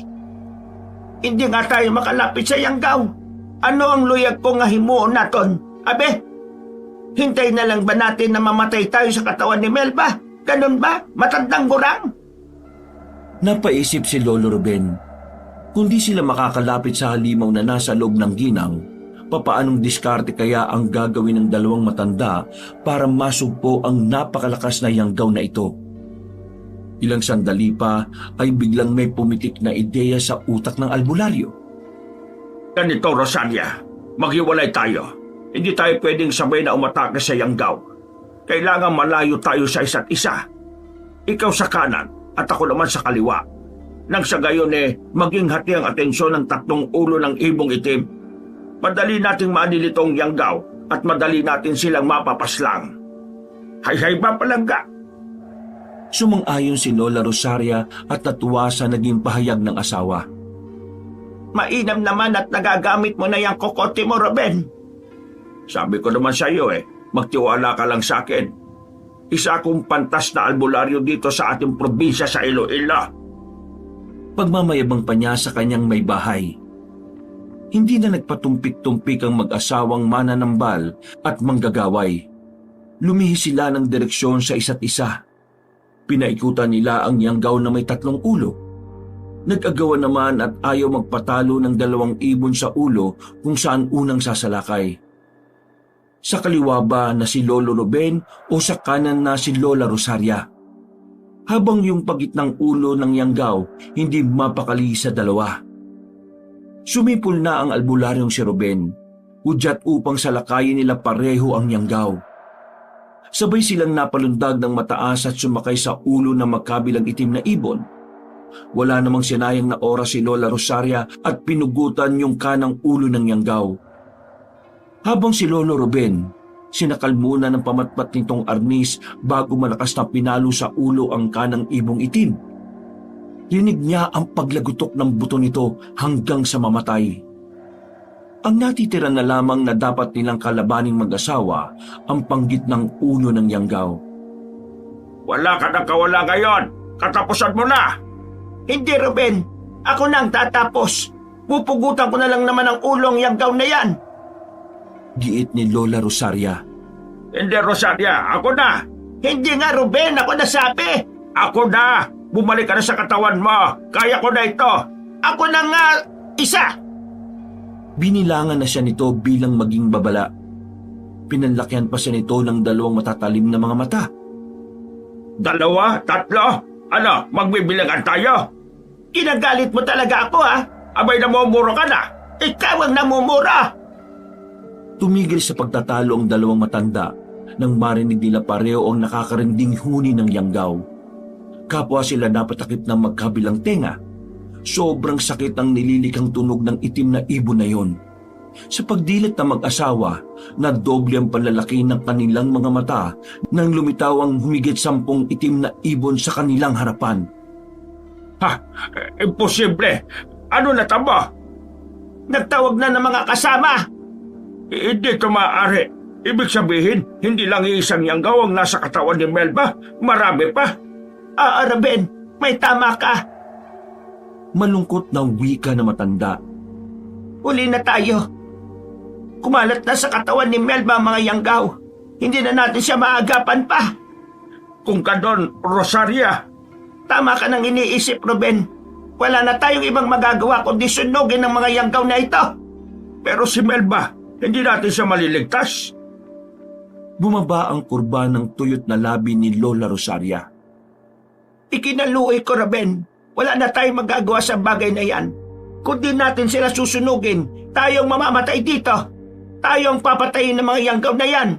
Hinding-hindi na tayo makakalabas ng buhay at makakabalik sa kanya-kanya nating katawan. Hindi na naituloy ng 2 matanda ang pag-uusap nang sabay-sabay na umatake sa kanila ang mga Yanggaw. Walang ibang nagawa sina Lolo Ruben at Lola Rosaria kundi ang matuling tumakbo. Ano lang desisyon mo, Ruben? Mamamatay tayong 2 dito. Tahimik lang si Lolo Ruben habang nag-iisip ng malalim. Sabi ko naman sa iyo, Rosaria, huwag ka muna magpadalos-dalos. Nagapanungdom ako. Bigyan mo muna ako ng ilang minuto. Napairap si Lola Rosaria. May inusal itong orasyon dahilan upang yung tangan nitong espada ay naging apoy. Wala na tayong oras, Ruben! Rosaria, untatanan na! Hindi! Wag! Rosaria! Wag! Subalit huli na, huminto ang matandang manggagaway. Itinusok nito ng buong puwersa ang espadang nag-aapoy at sagad na ibinaon sa lupa. Nakaramdam ng pagkapaso si Lolo Ruben hanggang sa magliyab ang buong teritoryo ni Melba. Napasapo na lamang sa bibigang albularyo habang nakikita niyang sinisilaban ng mga halimaw sa loob ng katawan ng asawa ng kanyang matalik na kaibigan. Di kalaunan, bumalik na rin sina Lolo Ruben at Lola Rosaria sa realidad. Nag-orasyon na kasi ang matandang manggagaway matapos itong gamitin ang kapangyarihan ng buong lakas upang makabalik silang mag-asawa sa kanya-kanyang katawan. Subalit paggising nila, rinig na rinig naman ng dalawang matanda ang paghihinagpis ni Kapitan Gimo habang sinisilayan ng asawa nitong si Melba na nagliliyab ang buong katawan. Melba! Hindi! Melba! Anong nangyayari sa'yo? Bakit ka nasusunog? Palangga ko! Melba! Melba! Nakakabingi ang pagluluksa na iyon ng kapitan. Naghahari ang sigaw na iyon ng Ginoo sa sagradong balay na iyon ng isang tanyag na albularyo ng Iloilo. Hanggang sa yung papag ay nasamang nasunog at nagmistulang hugis tao ang sahig. Naiwan ng bakas ng pagkasunog sa ginang. Tuluyan na ngang naging abo ang pinakamamahal na asawa ni Kapitan Gimo. Sa puntong yon, di malaman na mag-asawang mananambal at manggagaway ang gagawin. Di nila alam kung ano ang pwede nilang ipaliwanag sa naging kalagayan na yun ni Melba. Nakasalukuyan ng hinihipa ng hangin ang abo nito at unti-unting naglalaho na parang bula. Hanggang sa dahan-dahang lumingon sa kanila si Kapitan Gimo. Tumambad sa mag-asawa ang pagkabalasik ng itsura nito habang may tumutulo pa ring mga luha sa mga mata. Parehong kinabahan sina Lolo Ruben at Lola Rosaria. Anong ginawa niyo sa palangga ko? Binundol ng pagkasindak sina Lolo Ruben at Lola Rosaria ng kapitan. Sobrang pait ang itsura nito gaya ng singpait ng nagdadalamhati nito sa nasawing asawa. Age mo, huwag ka muna magalit. Magapanghangop kami sang asawa ko. Magpapaliwanag kami. Wala na kamo siyang dapat ipanghangop nga mag-asawa. Malinaw na malinaw sa akin na pinaslang niyo si Melba. Pinatay niyo ang palangga ko! Sa galit ni Teniente Gimo, sinugod nito si Lolo Ruben at akmasanang dadalahungin ng mga matatalim na kuko. Subalit kaagad na napigilan niyo ni Lola Rosaria. Gamit ang tangan nitong tawi-tawi ay naistatwa ang nag-aalburutong kapitan. Hayop kang babae ka! Anong ginawa mo sa akin? Pautal-utal na tanong nito kay Lola Rosaria na ibinibida nito ang hawak na manikang itim na gawa sa dayami. Ginagaway lang naman kita, aswang ka. Sige, subukan mo kaming sugurin. Kung ayaw mong baliin ko yung leeg mo. Sige! Hinawakan ng matandang maggagaway ang ulo ng tawi-tawi. Bumaling naman si Lolo Ruben sa asawa at sinaway ito. Rosaria, hindi mo paghimuain na. Napailing si Lola Rosaria. Kung hindi ko siya papaslangin, Ruben, mas lalo silang dadami. Pasudla lang ako, Ruben. Kapitan natin siya at isa kong matalik na kaibigan. Hindi mo naman siya masisisi kung bakit siya nagagalit sa atin. Dahil sa kagagawa natin namatay si Melba. Hindi pa rin siya pinakinggan ng asawa niyang biyasa sa itim na mahika. Mas lalo lang siyang mag-aamok kapag pinakawalan ko siya sa aking kapangyarihan, Ruben. Kinahanglan naton siyang kasiguruhan. Hindi ka na magpatay, Rosaria. Hindi tayo mamamatay tao. Magkagamot tayo. Kaya pwede ba? Itigil mo na yan. Mas lalong binundol ng kaba si Lolo Ruben nang hindi mangimi ang kanyang matandang may bahay at itutuloy ang balak sa tawi-tawi na kontrolado ng itim na kapangyarihan ni Lola Rosaria. Akma na sanang babaliin nun ang ulo ng tawi-tawi nang hindi naman ito maigalaw ang ugat na kamay. Umuusal na rin pala ng dasalang tanyag na albularyo ng Iloilo. Pakawalan mo ako, Ruben. Huwag mo akong pigilan sa aking gagawin. Sinasabi ko sa'yo. Imbis na pakinggan si Lola Rosaria, mas pinaigting pa niya ang pagdarasal. Aray ka, Ruben! Ang kamay ka! Unti-unti na nitong nabibitiwan ng hawak na tawi-tawi. Nang malaglag ang hugis taong manika na yari sa dayami, nakakawala na rin si Kapitan Gimo sa kapangyarihan ni Lola Rosaria. Napalod ito sa sobrang hapo. Hindi pa rin nabubura sa itsura nito ang galit. Ininto na rin ni Lolo Ruben ang pag-uurasyon matapos siyang mapigilan si Lola Rosaria sa binabalak. Matapos noon, binalingan naman niya si Teniente Gimo. Patawarin mo kami, Gimo. Aminado kami kasalanan namin. Hindi namin nailigtas ang palangga mo. Pero kung hindi namin pinatay ang mga yanggaw na yon, baka naman kami ang mamatay ni Rosaria. Kaya sana patiwalaan mo kami na aksidente ang lahat ng maghilom ka, Gimo! Matikas na tumayo ang kapitan. Madilim ang aura nito na nagpasindak sa mag-asawa. Pinatay niyo pa rin si Melba. Magbabayad kayo sa ginawa niya sa asawa ko. Sisigilin ko kayo sa pagkamatay ng palangga ko. At babalik ako upang patayin kayong dalawa. Magkabalo ako!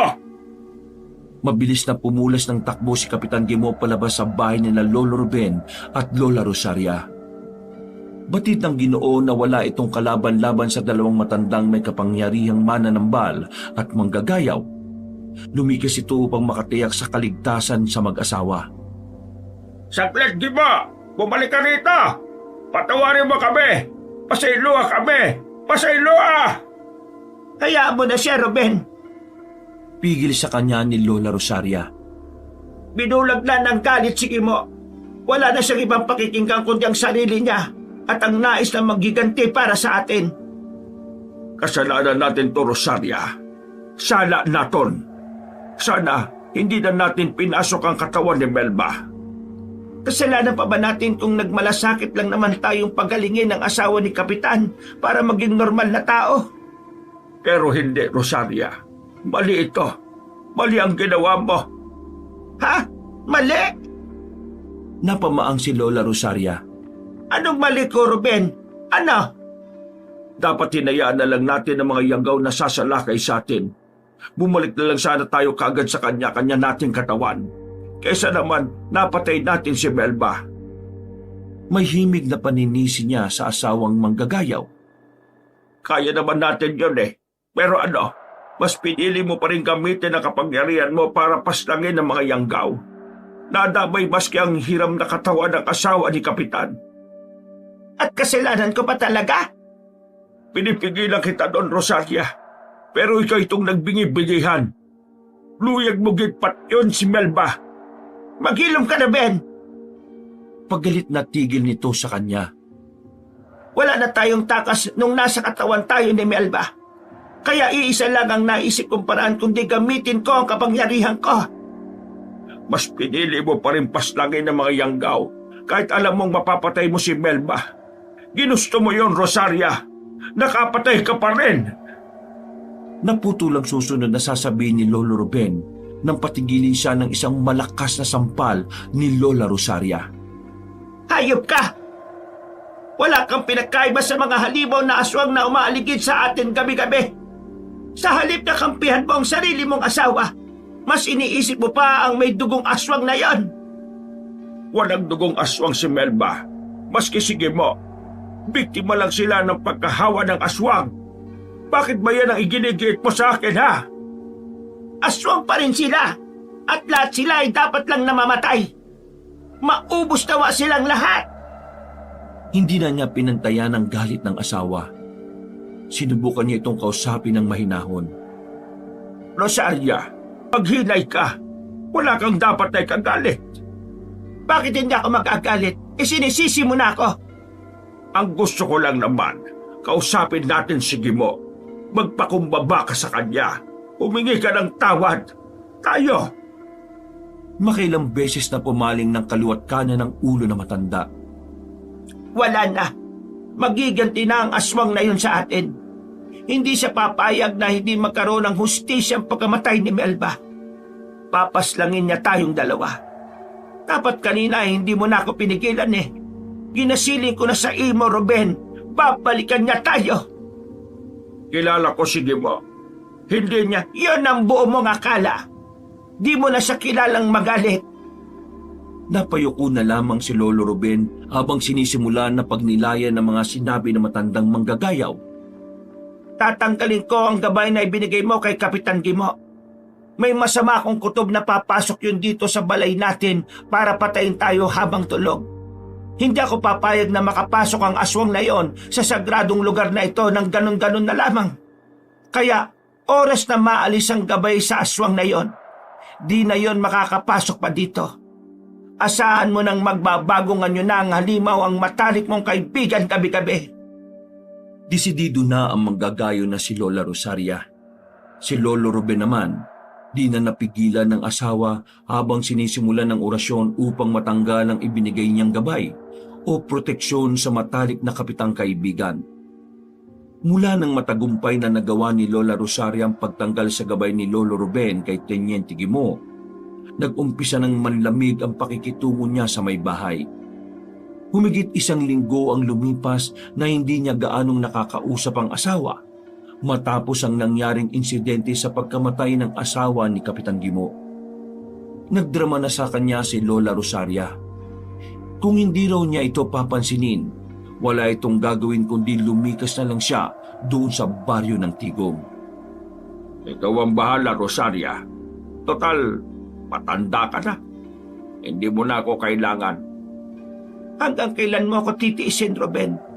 Akala ko ba sabay nating tutulungan ang mga kababaryo natin? Pero bakit nag-iba na ang ugali mo? Ibang-iba sa una nga, Ruben, nga kilala ko. Hindi na ikaw yan.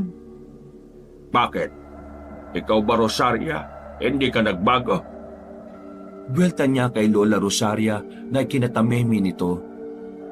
Akala ko naman, mabuti kang manggagaway.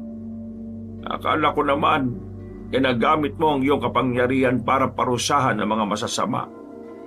Pero, bakit pati inosente? Hindi nadamay mo? Pagtatalunan pa ba natin ito? Pwede ba? Sa'yo na rin naman ang galing. Sinimulan mo, tatapusin natin. Tila yata nag-iba ang ihip ng hangin. Malalim na napabuntungin nga si Lola Rosaria. Ang gusto ko lang naman ay makausap tayo. Kakausapin lang kita kapag humingi ka na ng tawad kay Gimo.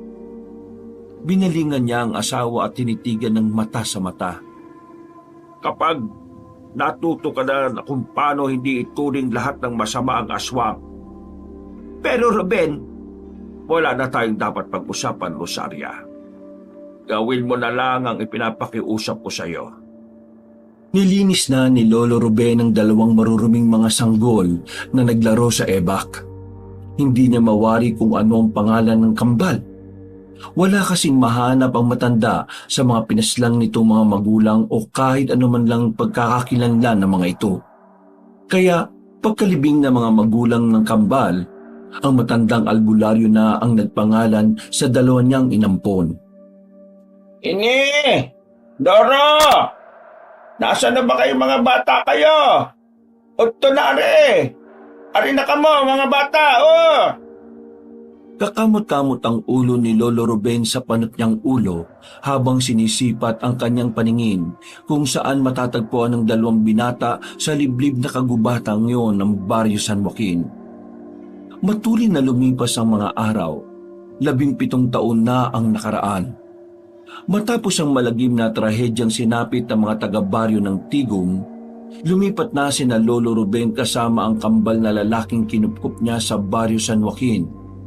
Abandonado na ang baryo ng Tigong noon at ginawa ng libingan ng mga nasawi, dulot ng pagpaslang ng mga wakwak.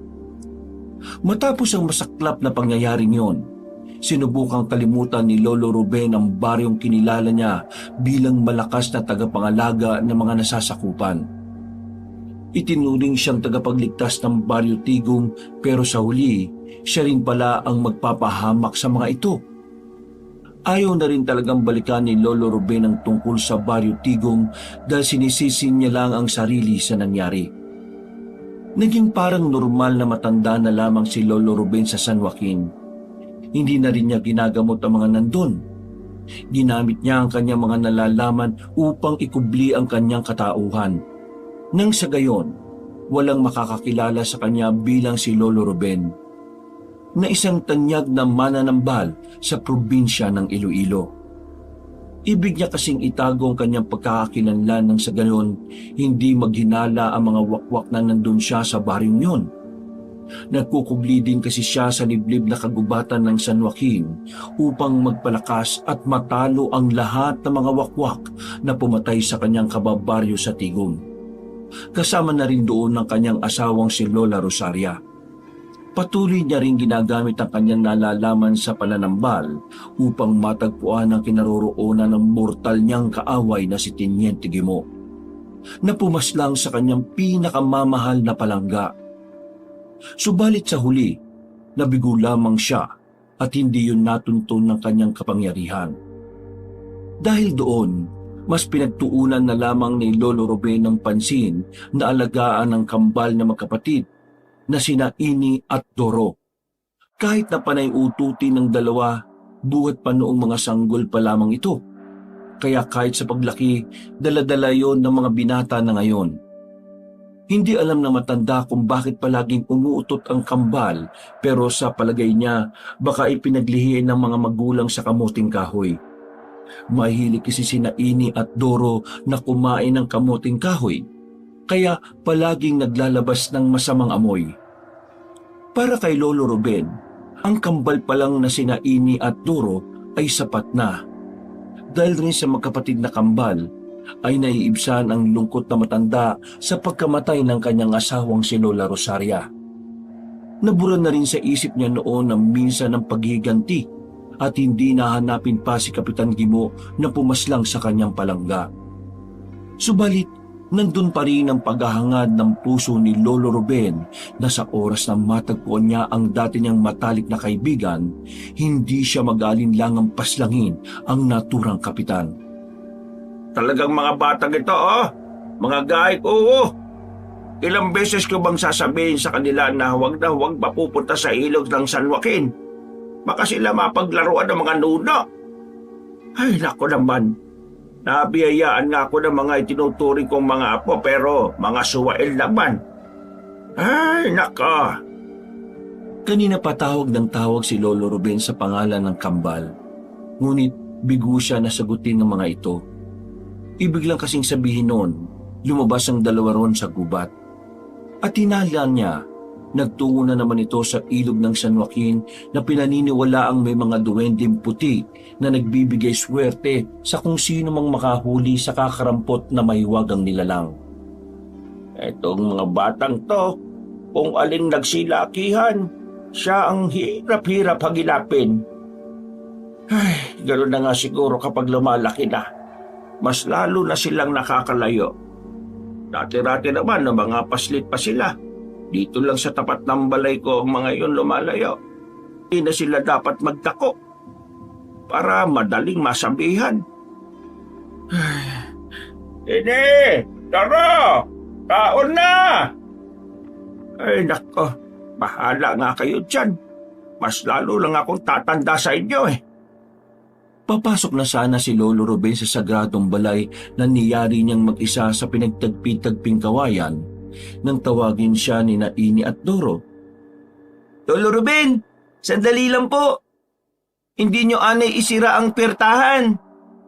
Nandito na po kami. Magkaon na ba, Lalo? Gutom na po kami. Napalingon na ang matanda na bakasang iritable sa muka. Kayong mga bata kayo ha? Ako'y alalang-alala sa inyo. Kamuntikan ko na namang gamitin ng pagiging mananambal ko para lang malaman kung saan kayo nagpunta. Hanggat maaari, ayoko nang gamitin yun dahil... ay basta, kayong dalawa ha? Di na naman kamuhalin. Nagkatinginan ng kambal habang hinahabol pa rin ang hininga. Tumatagaktak ang kani-kanilang pawi sa sobrang pagod. Para bang hinabol sila ng kung anumang nilalang. Tapatin nyo nga ako, mga apo. Siguradong nagpunta na naman kayo sa ilog ng San Joaquin, ano? Hinanap nyo na naman yung mga puting duwende. Ay nako, sinasabi ko na sa inyo. Kapag kayo talaga pinaglaruan ng ibang mga duwende doon, baka pagsisihan nyo. Lalaki ang mga pututoy nyo. Ginasiling ko na sa inyo. Lolo, hindi po kami nagpunta doon ngayon. Direktang pagtatapat ni Doro sa kanilang lolo.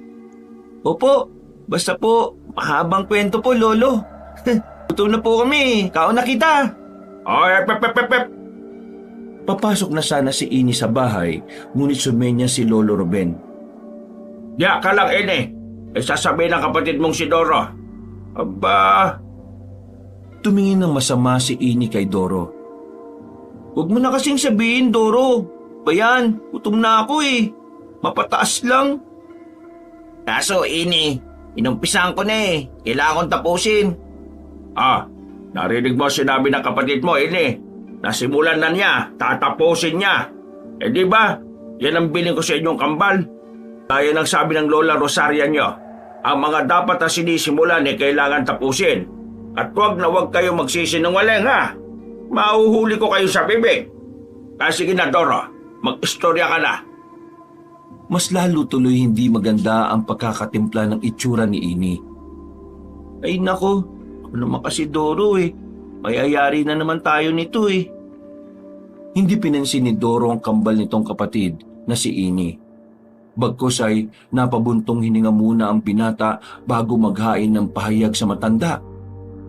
Kasi po itong si Ini, sabi niya, magpunta po kami sa mataas na puno ng maiwagang kamatsili sa dulo po nitong kagubatan. May sabi-sabi po kasing may nagtatago doon na tikbalang. Kaya para po malaman po namin, pumunta po kami sa... Ano? Pumunta kayo sa puno ng kamatsili? Saan nyo nasagap na merong ganyan ha? Lumabas ba kayo sa gubat na ito?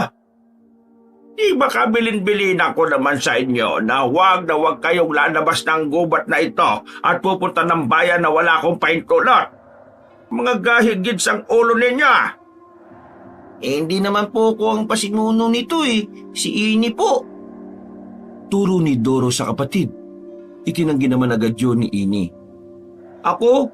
Hindi po, Lolo. Si Doro po nagsabi na pumunta kaming bayan para po mambabae. Oy, Ini. Usapan lang sa puno ng kamatsili.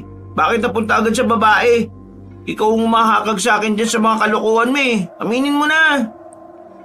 Bakit ako yung nilalaglag mo? Deya mo rin yun ah. Gusto mo pa nga pumunta sa lihim na kuweba ng San Joaquin eh. Para alamin kung may nakatirang kapre doon. Aba, inasal mo talaga sa akin ang kalokohan mo ah. Siyempre, kambal tayo. Damay-damay na tayong dalawa. Ay, ano ba kayong dalawa? Pag-inay ka mo. Tama na.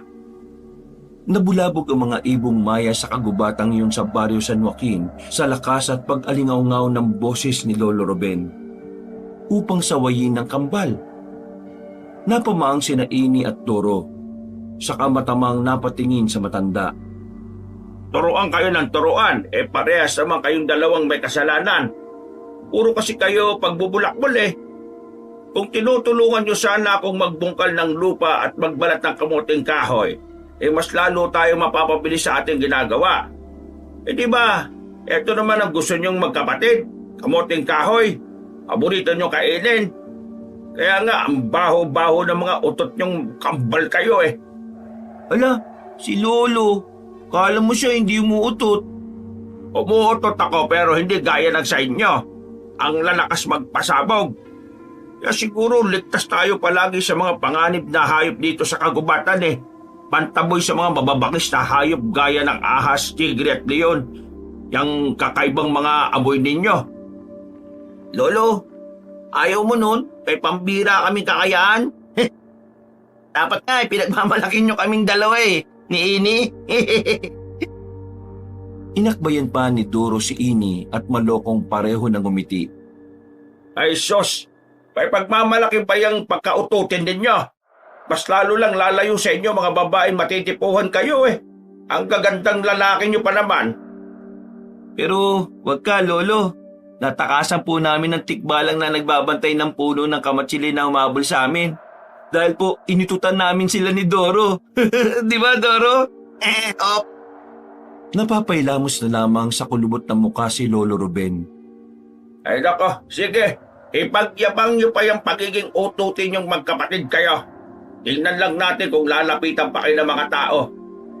Lolo, kayo nga Di nyo nga kami pinapalapit sa mga tao Aba, nabibiloso po ka pang bata ka. Lolo Ruben, may punto po si Doro. Bakit po ba ayaw nyo kaming makihalubilo sa mga taga San Joaquin? Oo na, alam po naming may pagkaututin po kami. Pero di na po kami bata para pagbawalan nyo. Malaki na po kami, mga binata na. Kapag sinabi kong bawal, bawal ha. Tapos, Nasindak namang pareho sina Ini at Doro sa mala otoridad na boses ni Lolo Ruben. sige na, tulad na kamo ha. Naghanda ako ng kabuting kahoy sa loob. Mainit-init pa yan. Kailang ulit kong sinalang sa ulingan. Kasi kanina ko pa kayo tinatawag Magtiis kayo sa lamog. Hindi na inurirat ng dalawang binatang kambal si Lolo Ruben. Sumunod na lamang ang mga ito upang hindi sila pagalitan ng bugnuting matanda. Tahimik na kumakain ang magkapatid nang malakas at sabay na umutot ang magkapatid. Nakatakip na agad si Lolo Ruben ang panyo sa bibig nito. Inaasahan na niya na mangyayari yon pero nasanay na rin siya sa amoy ng dalawa. Naatim na yon ang matanda ng paunti-unti. Ayan, sige. Ilabas nyo ng ilabas yan. Pero mamaya kapag natutulog na tayo huwag kayo magpapasabog. Para di ako mapuyat sa amoy nyong dalawa. Maaga tayo bukas magbubungkal ng lupa para maghango ng mga kamoting kahoy. Lolo, ano pong gagawin natin sa mga kamuting kahoy na mahahango po natin? Nagbuga ng mahabang hininga si Lolo Ruben bago may sinabi. Hindi titinta natin. Tutulungan nyo na ako magtinta sa bayan. Bumakas naman sa pagmumukha ng kambal ang labis na pagkasabik at galak. Talaga po, Lo?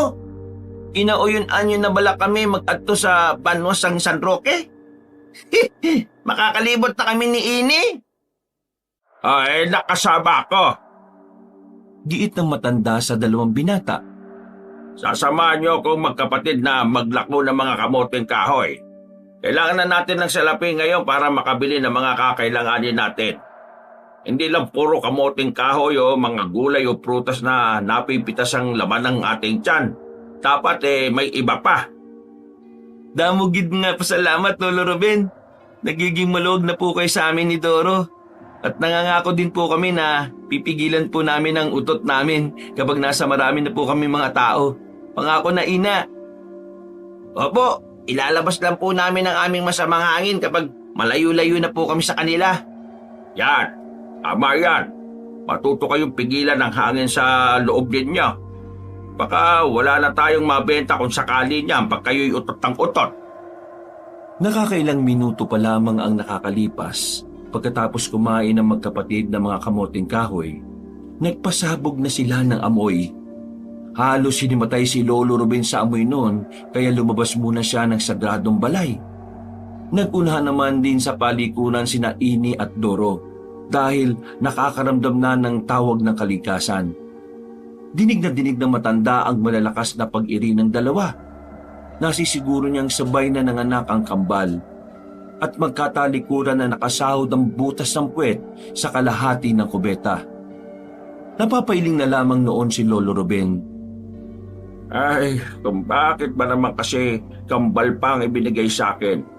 Ayan, kambal tuloy na problema at komisyon ang nararanasan ko ngayon.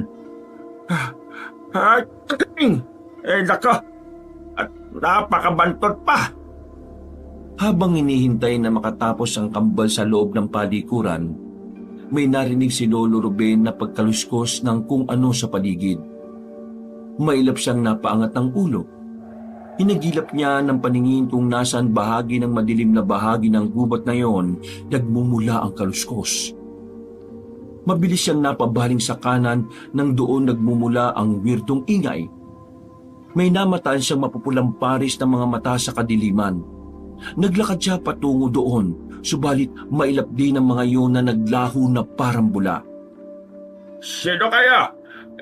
Imposible na bang masundan ako ng mga wakwak dito? May mga ibinaon akong anting-anting sa bahay na ito ha. Hindi matatagpuan ng mga kampon sa dilim kung saan kami naroroon. Maliban kasi sa taglay na proteksyon ng mga anting-anting na plinanta ni Lolo Ruben sa ilalim ng lupa sa bahay na niyari niya noon, may kakayahan din yon na maging invisible o hindi nakikita ang lugar na yon. Hindi rin maaamoy yon ng mga aswang. Kung kaya nagtataka ang matanda dahil sa 3 sunod-sunod na araw, para bang may tumitik-tik sa pamamahay niya kasama ng mga apo niyang kambal. Kailangan ko pa sigurong gumawa pa ng maraming kabal para hindi ito matunton ng mga wakwak. Ay, lumalakas na ang puwersa ni Gimo. Kailangan ko na rin sanayin ang kambal na ito upang matalo siya. Hindi ako papayag na ang kapitan na yon ang unang tutugi sa akin. Pumasok na si Lolo Ruben nang masigurado na niyang hindi na niya nararamdaman ang mga alagad ng dilim na nagmamanman sa kanya sa paligid. Bukas na bukas din, ipinagtapat na ng matanda sa kambal ang buong katotohanan na nangyari sa kanila, kung saan niya natagpuan ng mga ito sa baryo ng Tigom. Hindi pa lang sumisikat ang araw, ginising na ni Lolo Ruben ang kambal. 4:00 pa lang yun ng umaga pero nagrereklamo na ang magkapatid kung bakit maagang nang istorbo ang matanda. Huwag na kayo magreklamo dyan. Tumayo na kayo. Marami tayong hahanguin na kamoting kahoy sa gitna ng kagubatang ito. Dali na. Kadalom-dalom. Batugan. May pagkamot pa ng ulo sina Ini at Doro. Ayan. Sinimot nyo kasi yung kamoting kahoy sa malaking kaldero. Di ba lang kayo nagtira ng para sa akin? Yan ang napapaladin niya. Ano? Sumakitan tiyan ninyo, no? Mga dambuhong to. Lolo, kaaga-aga ang ingay-ingay. Samba ko lang itsura ni Ini. Ganon din si Doro na hihikab-hikab pa. Inaantok pa po kami. Bakit sobra po yata na isingin niyo pa kami ni Ini?